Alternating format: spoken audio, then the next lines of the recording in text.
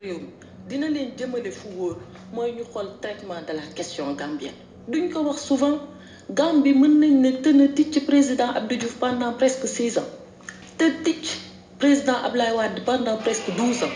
président Macky Sall ñëw non seulement réglé ko ci diir bu gàtt mais bal tàkkul sagar xeeñ nit waddul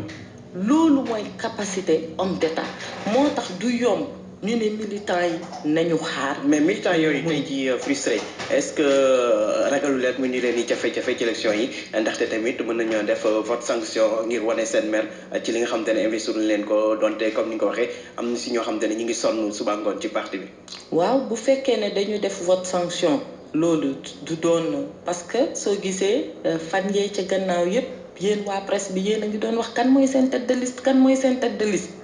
ñu naan tête de liste amul solo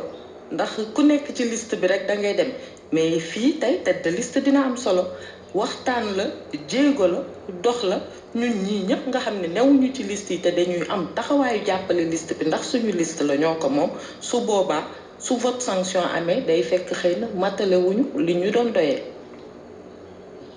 waaw ci li nga xam ne nag moom mooy élection yi ñu jëm itam xultu gi du rek ci ñi ngeen di jëflante ci wàllu politique bokk bootaay benn bokk yaakaar ci biir APR ci boppam boo xoolee gone yi seen kuréel wu ñan ko géré itam dañoo jàpp ne Macky Sall seetul ndaw ñi bu baax moo tax liste bi Macky Sall tabb daal mënuñoo comprendre ban logique la am. waaw xam nga nag logique man bi ma jàpp ne moo ne ci liste bi bokk na ci logique de représentativité bokk na ci logique boo xam ne dina mën a drainer le plus grand nombre. parce que ci bu dee côté ndaw rek dañoo gis ni ndaw yi PS ak ndaw yi AFP jël nañ leen ñu bàyyi ndaw yi APR loolu ban logique la. loolu mooy logique u journaliste mais logique u liste Benno Bokk Yaakaar mooy ñoom leader yi toog ñoom ñi nga xam ne ñoo waxtaan. déedéet leader yi toog nañ waxtaan waaye AFP ne nañ li ñu waxtaan ba doon ko diisoo ci tabim liste yi dañoo jékki-jékki rek loola dog Macky Sall tëju ak i gaam xam na rek def liste yi xëy génne. waaw loolu nag xam nga tamit faw ñuy waxante dëgg bi leader yi ne parti kenn ku ne na nga dem waxtaan à la base def ay investiture kenn ku ne da nga wane ni nga mëne base bi dafa wane ni mu mëne kon ñun tamit li ñuy xaar ci leader yi mooy situation yu mel noonu bu amee ñu jël dogal ba nga xamee ne base bi wane na ne mënuñu toog déggoo ña ngay tojante bopp kilifa aussi day dogal ci njabootam waaw muy suñu parti dañ koy nangu APR la gën a bëri ndax ambition yi xëy na fa la gën a kiiwee yooyu mënuñu ko bañ mook politique a ànd ñi ngi wut nuñ koy saafara te dama jàpp ne li xew benn la ci saafara yi ndax buñ leen waxee arrêté leen bu subaa suñ leen waxaatee dem leen waxtaan à la base xëy na waxtaan bi dina demee neneen donc mbir mi loolu la mais du leneen ndaw yi nag muy ndaw yi muy femme yi président Alliance pour la République foog naa bañ na ko ba da leen def soog ci programme de développement donc bu fekkoon ne rek dafa bëgg def séddale bukki day jiital njabootam mais nag boo bootee ñëpp faw nga mën a xëy na de temps en temps xaw a léser sa bopp wala xaw a léser say ñoon pour le plus grand nombre encore une fois ñu investir donte Alliance pour la République la ñu bokk donte ñoo ci ëpp parce que man gis naa ci ay erreurs yoo xam ne xëy na ñëwuma ci ndax LD amul ñaar mais problème bi du loolu donte yan erreur nga gis ci yëf yi LD foog naa journal bi dafa naataal ne ñaari député lañu am LD amul ñaar mais du loolu mooy problème man tey investi LD yi dama naan sama investi lañ ndax am na ci koo xam ne ñoo bokk commune donc problème bi du loolu te beneen mbir mooy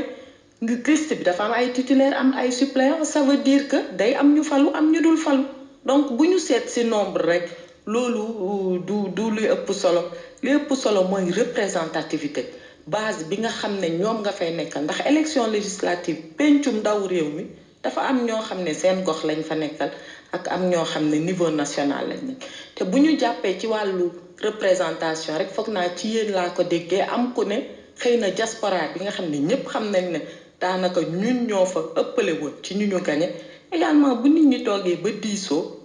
loolu clé de répartition principe de fonctionnement la ci Benno Bokk Yaakaar mais pour dellu si ci consultation yi Babacar doon junj sànq président warul listam bi est-ce que gisoo ne bu waxtaanoon ak leader yi ba nga xamante ne consensus am na seen diggante coow li doon woon am boobaa leader yi daañu waxtaan ak seen i ñooñ ba nga xamante ne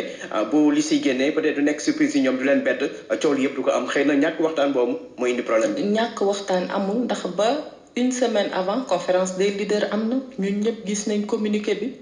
waxtaan moo jur li xew ñàkk waxtaan amul. waxtaan nañ ci liste bi yëpp ba jubóo ci est-ce que. liste bi yëpp ba jubóo ci ñoom dama jàpp ne leader yi mënuñu ci waxtaan ndax tamit bu ñu demee ba desul lu dul war a defar liste bi xëy na kenn ku ne da ngay dellu ci sa njaboot ndax nee naa la Benno Bokk Yaakaar 10 sous coalition